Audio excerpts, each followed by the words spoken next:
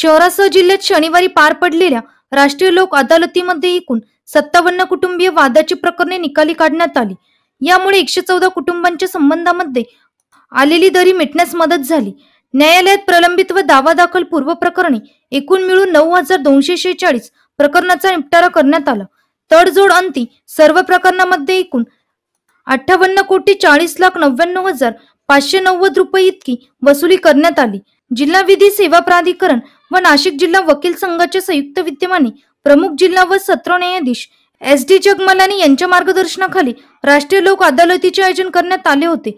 यासाठी एकूण 48 पॅनलची व्यवस्था जिल्हाभरात करण्यात आली होती।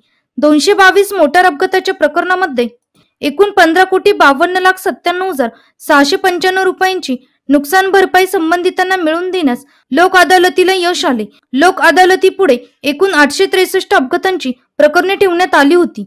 एनसीएन न्यूज साठी प्रतिनिधी राजेंद्र साखरे, नाशिक।